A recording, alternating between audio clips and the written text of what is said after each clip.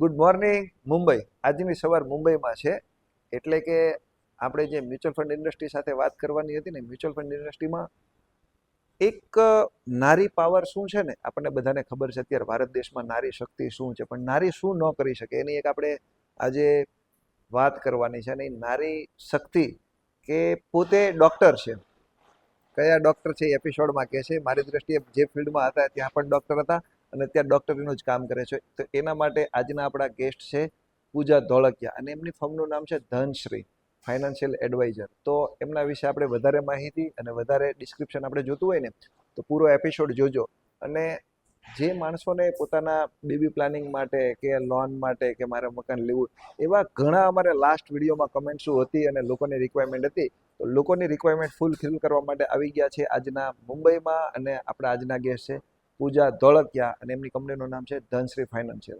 સો આ એપિસોડ આખો જોજો. હું આશા રાખું છું કે તમને આ એપિસોડમાં તમે જે ડિમાન્ડ કરેલી તમારા જે ક્વેશ્ચનો અને આન્સરો હતા એને હું મારી હિસાબે ફૂલફિલ કરી શકીશ. ઓકે, તો પ્લીઝ કન્ટિન્યુ.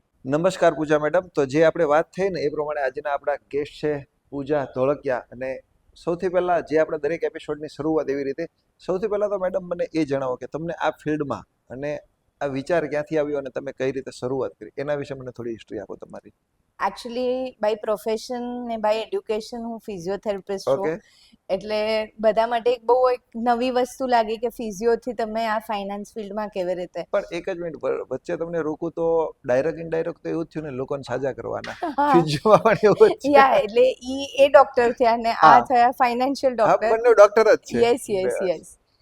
ઓકે, હા, તો ફાઇનાન્શિયલ ડોક્ટર એટલે કહું છું કેમ કે મને આ ફિલ્ડમાં પહેલેથી બહુ ઇન્ટરેસ્ટ હતો. ઓકે. બિંગ અ ગુજરાતી, હંમેશા એક સ્ટોક માર્કેટ માટે કે ને આમ હંમેશા ઘરમાં આપણે રૈચા પૈસા જ અવારનવાર હોય. વાત થતી જ હોય, એટલે ઓલરેડી એક ઇન્ટરેસ્ટ તો હતો જ. અને પછી મે બી આફ્ટર મેરેજ અને ડ્યુરિંગ માય પ્રેગ્નન્સી મારે એલાઉડ નહોતું ફિઝિયો Okay. કરવાનું because of the radiation, and that is how હું આ મ્યુચ્યુઅલ ફંડ્સ અને સ્ટોક માર્કેટમાં ઘૂસી. ઓકે. અને ત્યાર પછી there is no looking back, અને it has been an amazing પછી journey. One by one grow ચાલુ જ છે તમારો. હા, એટલે પહેલા સ્ટોક માર્કેટ, હજી પણ સ્ટોક માર્કેટમાં છું ને જોડે જોડે મ્યુચ્યુઅલ ફંડ્સ પણ મેનેજ કરું છું. ઓકે.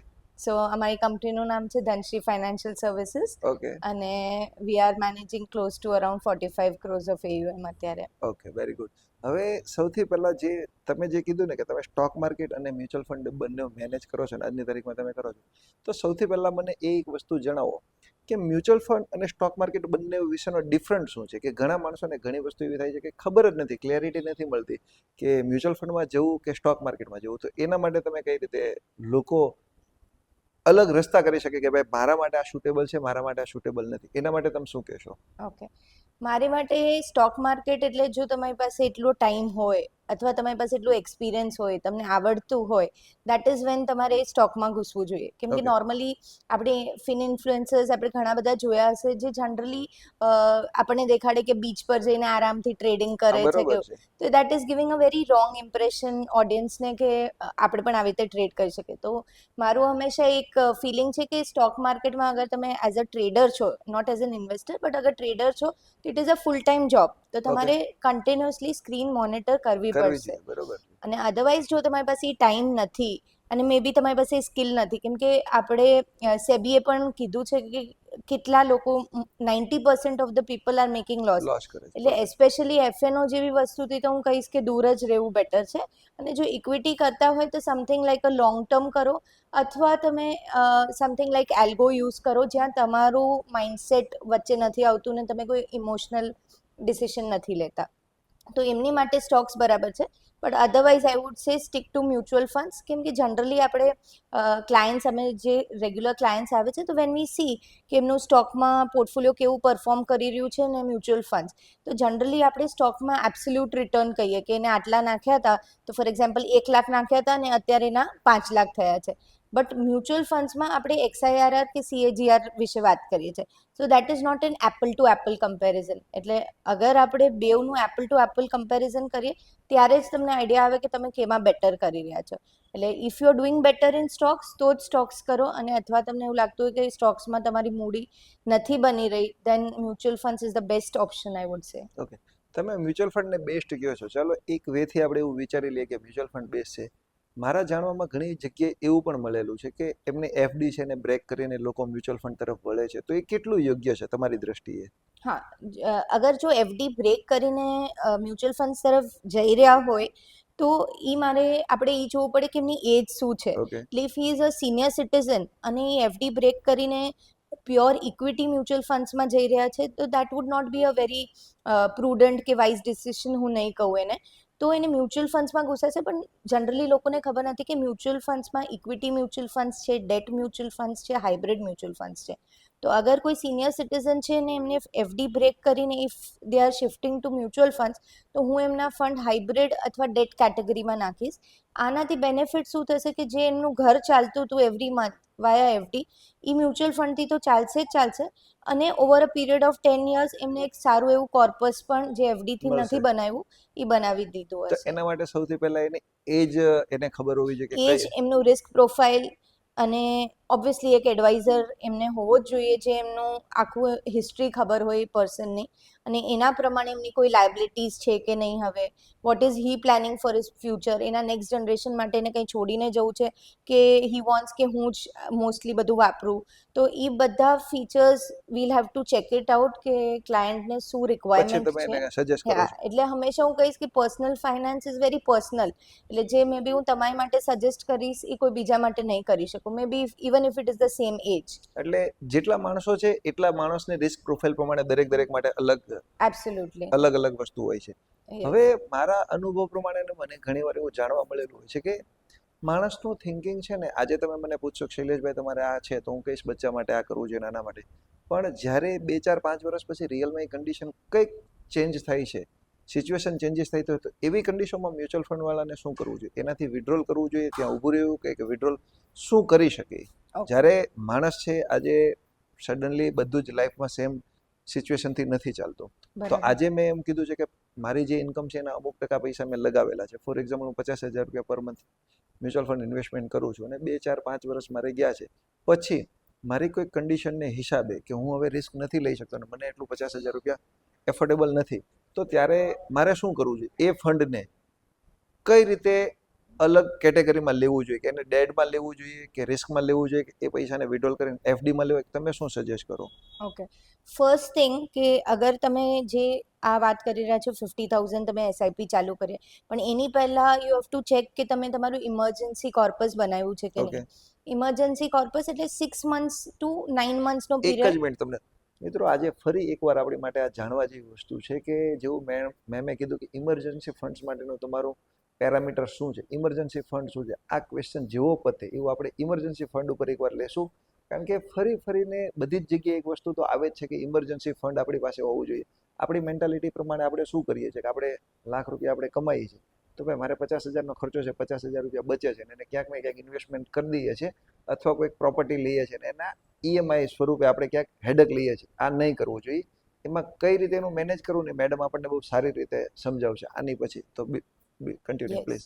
એટલે emergency fund is very very important. તમારું 6 મહિનાથી 12 મહિનાનું જે કોર્પસ હોય, એટલે તમારું જે મહિનાનો જે ખર્ચો થઈ રહ્યો હોય, એક્સપેન્સ થઈ રહ્યું છે, including your EMI, into multiply by 6 or multiply by 9, એટલો ફંડ તમારી પાસે રેડી હોવું જ જોઈએ. પરફેક્ટ છે, તો જ તમારે આગળનું પ્લાનિંગ તો કરવું. તમે આગળનું નીકળ શું થશે, ફોર એક્ઝામ્પલ તમે 50,000ની એસઆઈપી કરી રહ્યા છો, અને ફોર એક્ઝામ્પલ કોઈ ઇમરજન્સી આવી, અથવા મે બી જોબ લોસ થઈ ગયો કોઈને, અથવા બિઝનેસમાં એક મોટો લોસ થઈ રહ્યો, તો એને આ બધા જે એને કમાયું હશે, કે જે ઇન્વેસ્ટમેન્ટથી સારું એવું ફંડ ઊભું કર્યું હશે, એ એક જ ધડાકામાં એનું ઝીરો થઈ જશે. સો દેટ ડઝ નોટ, એટલે એક સારું ડિસિઝન નહીં લેવાય. એટલે પહેલાં એક ઇમરજન્સી ફંડ તો શુડ બી તમે ધેર. એવું, મારા મગજ પ્રમાણે એવું છે કે તમારી પાસે કોઈ પણ આવશે તો તમે સૌથી પહેલા એને ઇમરજન્સી ફંડ માટે સજેસ્ટ કરશો કે તું આના માટે પહેલા પ્રિપેર થઈ જા, પછી ઇન્વેસ્ટમેન્ટ કર. આજકાલનું જે જેનઝી છે એ શૈલેષભાઈ, હું જોઉં છું કે એ ઇન્વેસ્ટમેન્ટ, કેમ કે આજકાલ આટલી બધી રીલ્સ આવે છે, તો એ લોકોને ઇન્વેસ્ટમેન્ટ કરવાની ઘણી ઉતાવળ છે, પણ એમનું ઇમરજન્સી કોર્પસ છે, હેલ્થ ઇન્સ્યોરન્સ છે, ટર્મ ઇન્સ્યોરન્સ છે, આ 3 વસ્તુ જ્યાં સુધી સિક્યોર નહીં હોય ત્યાં સુધી ઇન્વેસ્ટમેન્ટ કરવાનું યોગ્ય નથી, બિલકુલ જ એટલે યોગ્ય પહેલા નથી. તો આની પહેલા જરૂર એની છે, યસ, પછી તમે આગળનું ભલે કામ. આ બધું કરવામાં તમારું 1-1.5 વર્ષ ભલે નીકળી જાય, દેટ ઇઝ ઓકે, પણ પહેલાં આ ત્રણેય વસ્તુ સિક્યોર કરો, બિકોઝ આ ત્રણેય વસ્તુ સિક્યોર હશે તો તમને કાંઈ પણ વાંધો નહીં આવે. તમે જે ડિસિપ્લિનથી જે તમે ઇન્વેસ્ટમેન્ટ કરી રહ્યા છો એને આપણે ઉપાડવું નહીં પડે. તો તમે જેવું કીધું એને ટૂંકી ભાષામાં કહીએ તો રોટી કપડા ઓર મકાન આપણી જરૂરિયાત છે એવું છે આ, યસ એવું જ છે ને? યસ યસ યસ તો જ તમે આગળ ચાલી જશો કે સૌથી પહેલા તમે પાયાની જરૂર આ છે, આને પહેલા નીડ ફીલ કરો, હા. પછી તમે આગળનું વિચારો. બરાબર ઓકે. છે. હવે એક બીજું એવું હતું કે હમણાં તમે રિસન્ટલી કેવું કીધું કે તમારી પ્રેગ્નન્સી પછી તમારે એક આખો ટ્રેક ચેન્જ કર્યો. તમે એઝ એ ડૉક્ટર જ હતા ને અત્યારે આના ડૉક્ટર જ છો. તો એઝ એ એક વુમન તરીકે તમે જ્યારે પ્રેગ્નન્સી દરમિયાન તમે પણ કંઈક એવું ફ્યુચરમાં વિચાર્યું હશે કે તમારું બેબી બોય થાય ને એમના વિશે કંઈક તમે કંઈક નાની એવી એમાઉન્ટ લગાવો અને એના સ્ટડીમાં કે સો એન્ડ સો ગમે ત્યાં એને કામમાં આવે.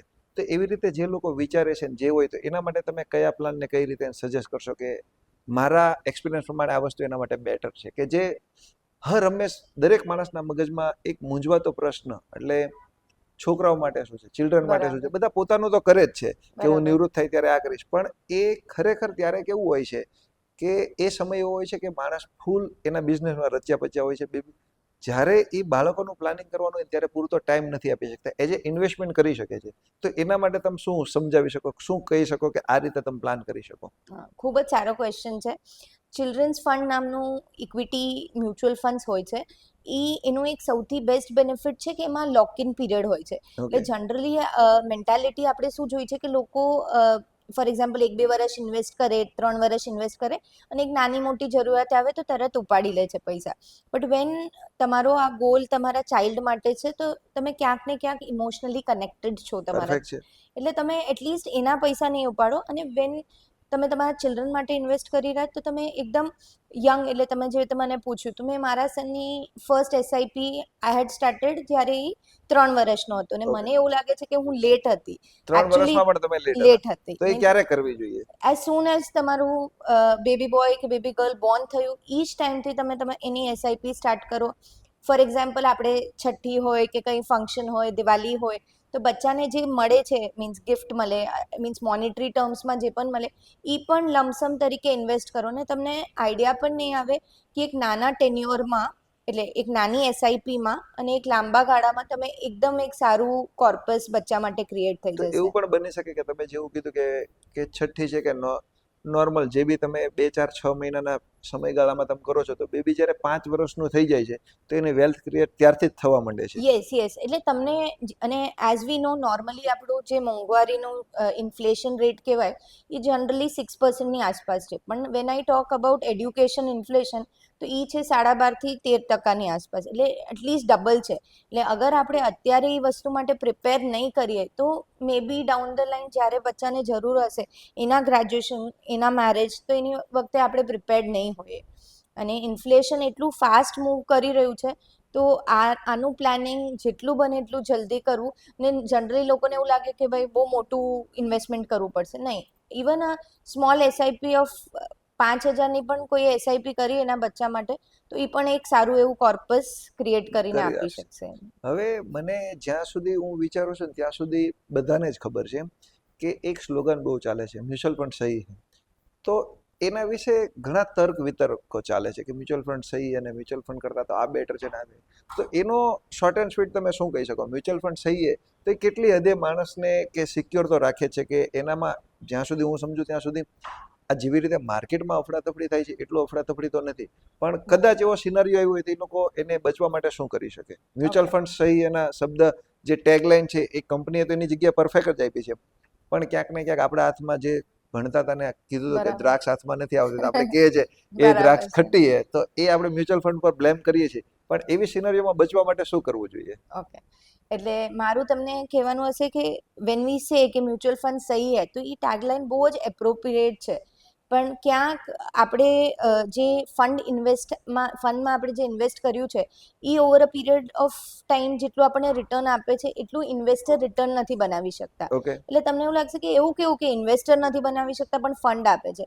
પ્રોબ્લેમ શું છે કે આપણે માર્કેટને ટાઈમ કરવા જઈએ છીએ. વી વોન્ટ ટુ, આપણને મ્યુચ્યુઅલ ફંડ્સથી બહુ ઇઝીલી આપણને કોર્પસ બનીને મળે છે, ભલે ટાઈમ થોડો લાંબો જાય. એટલે જો તમને વધારે કોર્પસ બનાવવું હોય તો mutual fund is the best way. તમને ઉતાવળ હશે કે મારે બહુ જ ફાસ્ટ 3 દિવસ, 5 દિવસ, 2 મહિનામાં પૈસા ડબલ કરવા છે, then mutual fund is not for you. એટલે કોઈ લાંબા ગાળા માટે કરી રહ્યો છે ને તો એની માટે મ્યુચ્યુઅલ ફંડ્સ જેવું કાંઈ જ નથી. પણ લોકોને શું હોય છે, જ્યારે પૈસા કમાઈને તો એને એવું લાગે કે મેં શું કર્યું આમાં, મીન્સ મારું ઇનપુટ શું છે, એટલે એને પોતાનો ઈગો સેટિસ્ફાઈ નથી થતો, એટલે એ કંઈ ને કંઈ કર્યા રાખે છે આવા અને એના તરફેતર લીધે કરે છે. He does not make money in market. તમારી પાસે કોઈ એવો કિસ્સો ખરો કે જ્યારે તમે મ્યુચ્યુઅલ ફંડ લોકોને પ્રિફર કરો છો ત્યારે માણસો પોતાના ઈગોના હિસાબે કરતા જ હશે કે ભાઈ આ તો આટલું કમાવું છું, આની કરતાં તો આમાં સારું કમાઈ શકું છું, અને કોઈ વ્યક્તિ કે તો કોઈ તમારા એવા ક્લાયન્ટ કે કોઈ ફેમિલી મેમ્બરો હોય કે જેને તમે ફર્સ્ટ ટાઈમ સમજાવતા હતા તો એને મ્યુચ્યુઅલ ફંડ એમ કે આવું બધું નહીં હોય, પણ પરાણે તમે કોઈક ને કોઈક કારણોસર એને એડવાઇસ આપી અને એને લીધી અને આજે વેલ સેટ છે અને ઈ લોકોને કહે છે કે મ્યુચ્યુઅલ ફંડ કરવું જ જોઈએ, એવો કોઈ કિસ્સો ખરો તમારી પાસે? યસ, એકચ્યુઅલી એક મારી જ ફ્રેન્ડ છે જેને around 8 to 10 years, 8 years I think 8 years પહેલાં મ્યુચ્યુઅલ ફંડ્સ મેં જેને પરાણે કીધું હતું કે એટલીસ્ટ સ્ટાર્ટ. લોકો આજકાલ છે ને એનાલિસિસ પેરાલિસિસ જે આપણે હા, સાંભળ્યું છે પરફેક્ટ. એ બહુ, એટલે આજકાલ યુટ્યુબ ઇન્સ્ટા પર એટલું બધું નોલેજ છે કે લોકો એ નોલેજ જોયા રાખે છે પણ સ્ટેપ નથી લેતા. તો બરોબર. For me it is discipline ને consistency is much more important than your knowledge. એટલે કોઈની પાસે બહુ નોલેજ છે પણ બીજા પાસે ડિસિપ્લિન છે, જો તો ડિસિપ્લિન વાળો કદાચ આના જેટલો નોલેજેબલ નહીં હોય ને તો પણ he will make a better amount. એટલે સેમ મારી જે ફ્રેન્ડ હતી, શી સેડ કે ના હું વિચારું છું કે એમાં કરું કે એમાં, મેં કહું જસ્ટ સ્ટાર્ટ, 5,000ની એસઆઈપી ચાલુ કર. અત્યારે રિસેન્ટલી એના હસબન્ડ એક્સપાયર થઈ ગયા બિફોર અ યર, તો અત્યારે એ પોતાના પગભર છે, પોતાના છોકરાનું ભણતર જોઈ શકે છે અને એને કોઈના સામે હાથ સેલ્ફ ડિપેન્ડ થઈ સેલ્ફ ડિપેન્ડન્ટ થઈ જાય છે, which as a woman I feel is very very important. એમ તો આ એક કરવું જ જોઈએ કે કરવું જ જ્યારે જોઈએ. તમે કહો છો કે 8-10 વર્ષ પહેલા એમને એવું થતું હતું કે આની કાંઈ જરૂર નથી, જરૂર અને એ નથી. આજે રિયલાઇઝ કરે છે કે જે તે સમયે તમે કરાવ્યું હતું તો આજે એને બેટર ફીલ થાય છે. હા, એટલે કમ્પાઉન્ડિંગ છે, I call it the 8th wonder, કે તમે જેવા 5 વર્ષ મ્યુચ્યુઅલ ફંડ્સમાં નાખો એના પછી જે કમ્પાઉન્ડિંગ ઇફેક્ટ દેખાય છે, એટલે ફોર એક્ઝામ્પલ 1 કરોડ બનવામાં કોઈને જો 10 વર્ષ લાગ્યા હોય તો લાસ્ટ જે 9મું થી 10મું કરોડ હશે એ ખાલી એના 11 મહિનામાં બની જાય છે. બરોબર. એટલે that is wear V understand કે ભાઈ સ્ટાર્ટિંગનો ફેઝ સ્લો છે, લિનિયર છે, પણ જો તમે ટકી રહ્યા તો એના પછીનો ફેઝ બહુ જ ફાસ્ટ આવે છે ને કમ્પાઉન્ડિંગ એટલે એને ઇફેક્ટ ખાલી જબરદસ્ત સમય છે. આપવાનો છે તમારે, યસ એટલે યસ. એ ગ્રો તો ઓટોમેટિક થાય જ છે. હા. હવે જેવી રીતે તમે કીધું કે ચલો મ્યુચ્યુઅલ ફંડ માટે માણસને તમે સમજાવી દો છો ને એ લોકો એગ્રી થઈ જાય છે, પણ ડાયરેક્ટ ઇનડાયરેક્ટ આ લોકો ક્યાંક ને ક્યાંક તો ડાયરેક્ટ માર્કેટ સાથે સંકળાયેલા હોય છે. તો એકવાર હું સમજી શકું કે ઇક્વિટી વાળાને એને તો તમે ફેસ કરી શકો છો, ને એને જે એફ એન્ડ ઓ ટ્રેડર હોય છે, જે બહુ ઉપર નીચે ફ્લક્ચ્યુએશન જેની હારજીત હોય છે, હાઈ રિસ્કી ટ્રેડર કહેવાય, એને તમે કઈ રીતે કન્વિન્સ કરી શકો, એને કઈ રીતે સમજાવવા એકદમ ટફ નહીં થતું હોય? એટલે એફએનઓ એફ વાળાને એન્ડ ઓ વાળા, મ્યુચ્યુઅલ હા, ફંડ્સ કે માટે. ફોર એક્ઝામ્પલ હું એફ એન્ડ ઓ ટ્રેડિંગ કરું છું ને હું મારી કેપિટલનું રિટર્ન લઉં છું, પણ મારો પોર્ટફોલિયો બહુ ફ્લક્ચ્યુએટ થાય છે, હાઈ લો બરાબર પર બહુ ઉપર નીચે થાય છે. બરાબર છે. તો એવી વ્યક્તિઓને તમે કઈ રીતે કન્વિન્સ કરી શકો છો કે એને જ્યારે એને ઠોકર લાગે ત્યારે તમે રહેવા દો છો? જનરલી મને તો એવું લાગે છે કે માર્કેટ જ્યાં સુધી એક જોરદારનો તમાચો નથી આપતો ત્યાં સુધી લોકો એ સલાહથી પણ સમજતા નથી. જ્યાં સુધી એમ પોતાને જ્યાં સુધી ઈ સબક નથી મળતો ત્યાં સુધી બધી વાતો જ રહે છે. એક બે, અને આઈ વુડ વિશ કે લોકો, આપણું ઓડિયન્સ એટલીસ્ટ જો એક મિસ્ટેકથી શીખી રહ્યા હોય તો એ બહુ મોટી વાત છે, કેમ કે મેં તો જોયું છે લોકો એક મિસ્ટેકથી પણ નથી શીખતા. વારા ઘડીએ પોતાનું પોર્ટફોલિયો 10 લાખનું પોર્ટફોલિયો ઝીરો કરે, પાછું 10 લાખનું પોર્ટફોલિયો બનાવીને ઝીરો કરે, એટલે એક બિઝનેસથી પૈસા કમાવે ને એફએનઓમાં ખોવે. તો અગર સમવન જો એ વસ્તુ કરી રહ્યા હોય તો દેટ ઇઝ વેરી રોંગ. તમે ક્યાંક ને ક્યાંક તમારી મૂડી તો જવા દો છો, પણ એની જોડે તમારી ફેમિલીને પણ તમે સ્ટેક પર લો છો, વિચ ઇઝ નોટ એટલે એડવાઇઝેબલ. તમારે કહેવા પ્રમાણે એવું છે કે માણસને ક્યાંક તો પૈસા સિક્યોર કરો, એકવાર ભૂલ કરો છો, દરેક વખતે એકની એક ભૂલ શું કામ કરો છો? યસ. હવે એ ભૂલમાંથી જ માણસ નથી શીખતા, તો તમારી પાસે કોઈ એવું એવા ક્લાયન્ટ ખરા કે જે ક્લાયન્ટો હોય કે એની રીતે કમ્પ્લેટ પહેલા તમે 2-3 વાર કીધું હોય કે ભાઈ ના મારે નથી કરવું, મને રહેવા દો, મારે ચાલશે, મારે, પછી સામેથી સરેન્ડર થઈ ગયા કે મેડમ હવે મારી કેપેસિટી નથી, હું થાકી ગયો છું, હવે મને આમાં કંઈક કરી આપો, એવા કિસ્સા થતા હશે ને? તો એક ઇન્સ્ટન્સ તો મને બહુ ક્લિયરલી યાદ છે. એક અંકલ જે સિનિયર સિટીઝન હતા, મેં એમને આખું સમજાવ્યું હતું કે તમારી માટે શું બેટર છે, બટ હી સેડ ના મને તો એફએનઓ જ કરવું છે, મને ટિપ્સ મળે છે, હું ટેલિગ્રામથી કરું છું અને આઈ વિલ ડુ વન્ડર્સ, મને ફાવે છે. I said okay. અને એમને ખાલી મ્યુચ્યુઅલ ફંડમાં અરાઉન્ડ 5 લાખનું લમસમ અમાઉન્ટ નાખ્યું અને પોતાની રીતે 25 લાખનું એફએનઓ કરી રહ્યા હતા. 1 વર્ષ પછી એ અંકલ મારી પાસે આવીને કહે છે કે બેટા એવું કર, હવે આ 25 લાખ પણ આમાં જ લઈ લે, કેમ કે અહીંયા એને 25 લાખના 3 લાખ થઈ ગયા હતા. એટલે યુ કેન અન્ડરસ્ટેન્ડ 25 લાખના 3 લાખ 25 લાખના 3 લાખ થઈ ગયા હતા. એને પછી એક ઘર વેચીને મને 25 લાખનું કોર્પસ આપ્યું મેનેજ કરવા.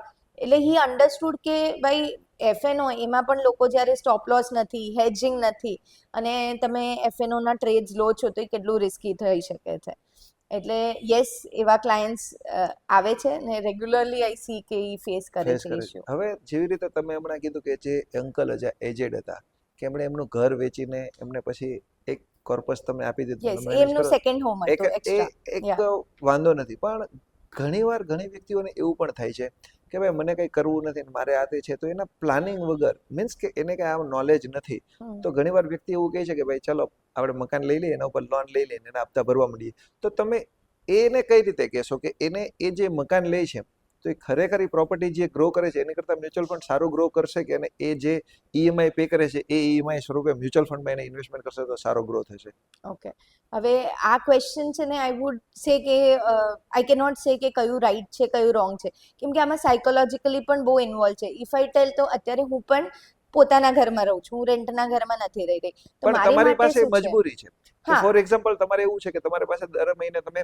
25,000 ઈએમઆઈ પે કરવા રેડી છો, તમે તમારી જોબ ને આતે, તો તમે ઈએમઆઈ ઉપર રેન્ટ લેશો કે તમે પોતાના હિસાબે એ નહીં પૈસાને મ્યુચ્યુઅલ ફંડમાં સિક્યોર નહીં, કરશો? મારા માટે એવું છે કે જો મારી ઈએમઆઈ, બધી જ EMI, it can include my home loan, it can include my car loan, personal, બધું થઈને જો 30% હું જે પણ કમાઈ રહી છું એના 30%માં જો એ ફિટ થાય છે તો હું એલિજિબલ છું કે પોતાનું ઘર લઉં. And yes, at the same time હું કહેવા માંગીશ કે હું સેકન્ડ હોમના ફેવરમાં નથી. ઓકે, ફોર મી, અગર સેકન્ડ હોમ છે તો ઇટ મીન્સ કે એ તમારી માટે એક લાયબિલિટી છે, એ કોઈ એસેટ નથી. કેમ કે ક્યાંક ને ક્યાંક તમને પણ ખબર છે કે લાસ્ટ 10 યર્સનું આરબીઆઈનું જે આપણું રિયલ એસ્ટેટનું ડેટા છે એ આપણને બતાવી રહ્યું છે કે આપણે દર વર્ષે 4% is what we are earning, એટલે 4% જ ઇન્ટરેસ્ટ મળી રહ્યું છે. એમાં તમે રેન્ટલ કોસ્ટ પણ ગણી લો તો રેન્ટલનું તમને 2%, ઇન સમથિંગ લાઈક આપણે મુંબઈ, ગુરગાંવ, હૈદરાબાદ, એમાં 2% જ તમને રેન્ટલ યીલ્ડ મળે છે. એટલે તમને ખાલી 6% મળે, એમાં તમારે મેન્ટેનન્સ ભરવાનું, ક્યારેક તમારો જે ભાડવાત છે એ નથી, તો સમવેર તમે ઇન્ફ્લેશનને પણ બીટ નથી કરી રહ્યા. એટલે જો તમે સેકન્ડ હોમ માટે વિચારી રહ્યા હોય તો for me it is a big no. But yes, જો તમે પોતાના ઘર માટે વિચારી, યસ, એ આપણને એક ઇમોશનલ એક સ્ટેબિલિટી આપે. પેલું એક દેટ્સ ઓકે. નીડ હોય છે અને એક ડ્રીમ હોય છે કે મારું યસ, પોતાનું કે આ ઘર હોય, મારું એ પોતાનું. ફર્સ્ટ હોમ માટે એકવાર તમે યસ, પ્રિફર ઈ કરો છો કે પણ વાંધો પણ ઈ પણ હું આઈ વુડ સે કે તમારે અરાઉન્ડ 30-35 પછી જ ઘરનું પ્રોવિઝન કરવું જોઈએ. ઓકે, કેમ કે તમે જો હજી સ્ટાર્ટ કર્યું છે અર્નિંગ અને ઈ જ ટાઈમે તમે એક મોટી લોન લઈ લીધી તો તમારી મોબિલિટી ક્યાંક અટકી જાય છે. એટલે ફોર એક્ઝામ્પલ તમારી તમે અત્યારે મુંબઈ છો, કાલે ઉઠીને તમારી જોબ હૈદરાબાદ થઈ શકે, પણ તમે હવે એક ઘર લઈ લીધું એટલે તમે ક્યાંક મોબિલિટી નથી કરી શકતા. સેમ ટાઈમ તમારે ક્યાંક તો તમને એક પ્રેશર આવશે, કેમ કે તમારું જે પણ તમે કમાઈ રહ્યા છો એનો 60-70% તમે લોનમાં ભરી રહ્યા છો. એટલે તમે ક્યાંક ને ક્યાંક તમારી લાઈફસ્ટાઈલ પણ ક્યાંક ને ક્યાંક તમારી લાઈફસ્ટાઈલ પણ ઇફેક્ટ થઈ રહી છે. એટલે જ્યારે તમે અરાઉન્ડ 35 જેવા થઈ જાઓ તો દેટ ટાઈમ તમે પણ સ્ટેબલ છો કે તમે ક્યાં રહેવાના છો, પ્લસ તમારી પણ ઇન્કમ ગ્રો થઈ છે.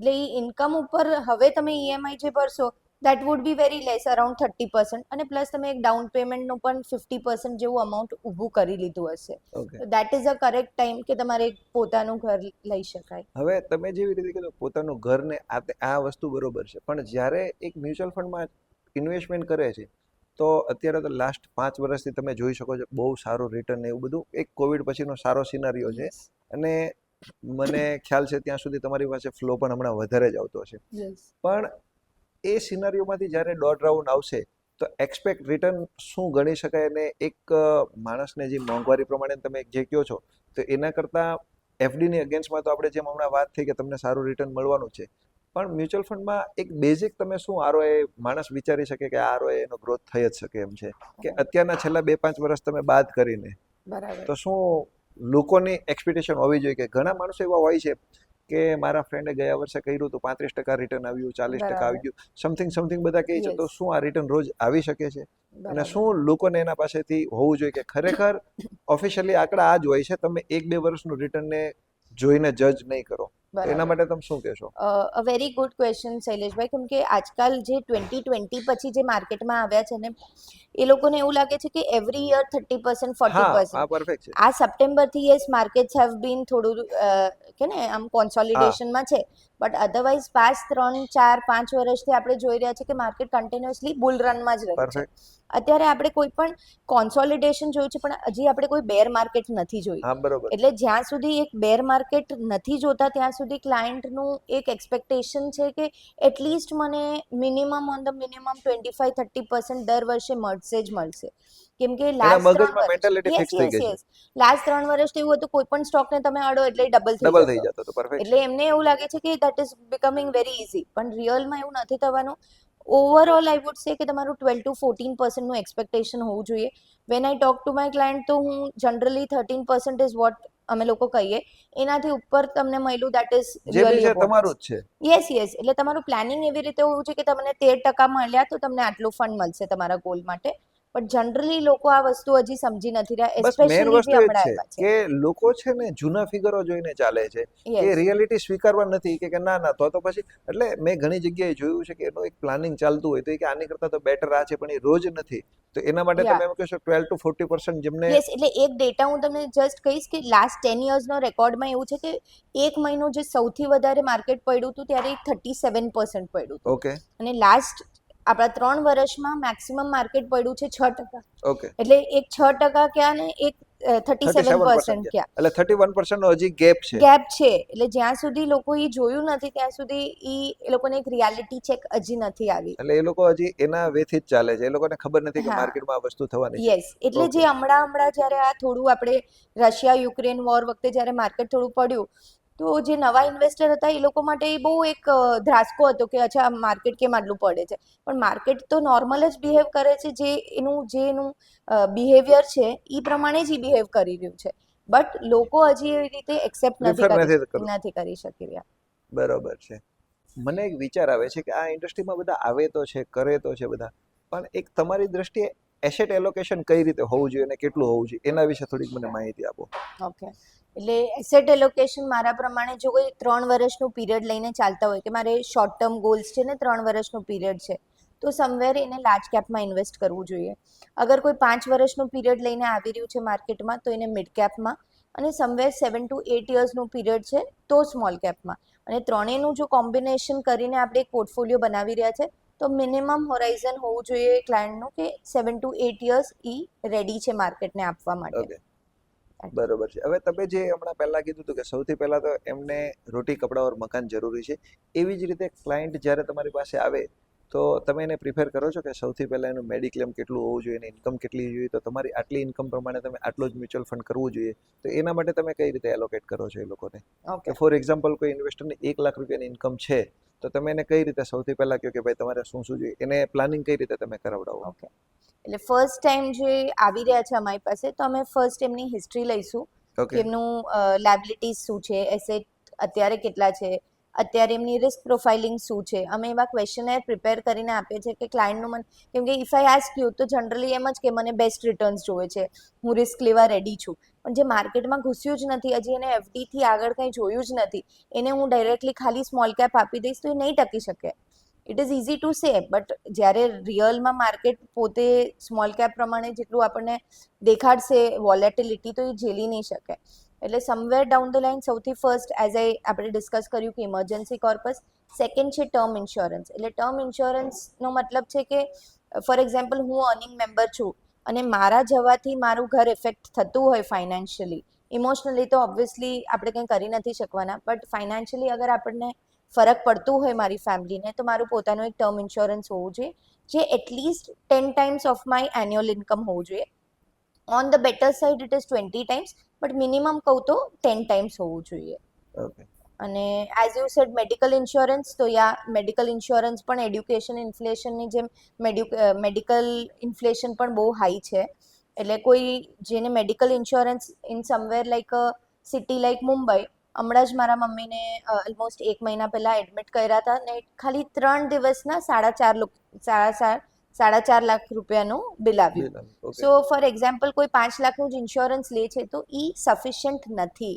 એટલે આઈ વુડ સે કે તમે એક ફ્લોટર પ્લાન લો અને એટલીસ્ટ મિનિમમ 25 લાખનું તો કવર હોવું જોઈએ. On the minimum side I would સે 25 લાખ તો હોવું જ જોઈએ. અત્યારના સમય પ્રમાણે યસ અને જેમ જેમ તમારી સેલરી વધે છે એમ તમારું આ મેડિકલ પણ તમે વધારો, એટલે તમારું ટર્મ ઇન્સ્યોરન્સ પણ જે તમે અત્યારે સમજો 1.5 કરોડનું લીધું છે, 5 વર્ષ ડાઉન ધ લાઈન તમારી પણ ઇન્કમ વધી રહી છે, એટલે into multiply by 10 or multiply by 20 ઈ પણ તમારે ટર્મ ઇન્સ્યોરન્સ પણ વધારવું પડશે, મેડિકલ ઇન્સ્યોરન્સ પણ, એટલે એવરી એટલો 5 વધારે યર્સ તમારે એનું ટોપઅપ કરવું જોઈએ. પરફેક્ટ.